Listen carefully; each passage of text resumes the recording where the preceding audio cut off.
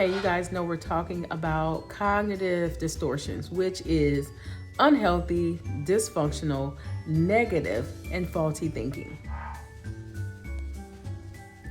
I'm just going to give you a few brief pointers on each of these cognitive distortions or unhealthy ways of thinking. So today I just want to briefly, just for a couple of minutes, talk about personalization. Personalization often entails thinking that everything that someone does or says is in response or in reaction to you. People that tend to think in terms of personalization also tend to be people who compare themselves to other people quite frequently. Who's smarter? Who's more attractive? Who has more money? Who has the better position? Who has the most handsome or most beautiful or most attractive significant other? Who has the best car? Who has the best of whatever? So those are people that tend to engage in unhealthy thinking to the extent that they're constantly looking at other people.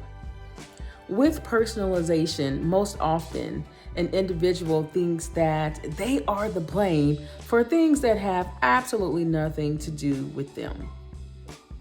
Now, people that engage in this type of faulty thinking also tend to blame other people for things that they're simply not responsible for.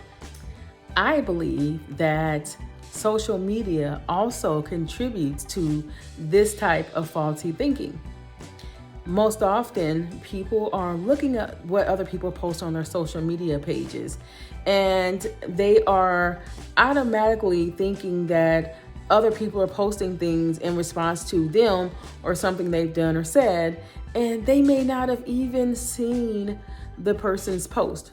Unfortunately, I think social media has even intensified this particular cognitive distortion, of course, among many of the other unhealthy, faulty ways of thinking, because most often people are looking at other people's posts and assuming that people are posting things in response to them or something that they posted earlier in the day. And it can even have a chain reaction because other people might see someone else's post and think that it's in response to somebody else's and think there's an entire social media war going on between two people.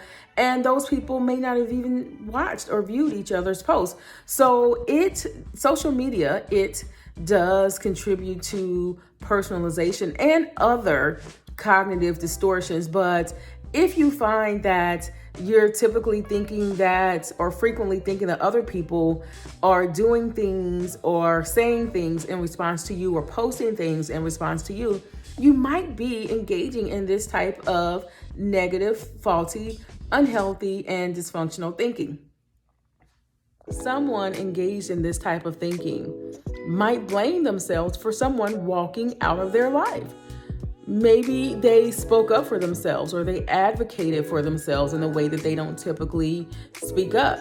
And maybe they were more assertive than others and they verbalized their needs and they set boundaries with the person. And maybe the person decided they no longer wanted to be friends or they no longer wanted to be in the relationship. Or maybe if you're a business owner, they left your place of employment because you set some boundaries or because they didn't necessarily agree with something. Most often, if they are adults, they should be able to have a conversation with you about something that you've done or said to maybe upset them, or maybe something that they're confused about that you've said or done. If someone walks out of your life, out of your business, because you stood up for yourself, because you set boundaries, because you advocated for yourself, because you were assertive, then that person probably was going to walk out anyway.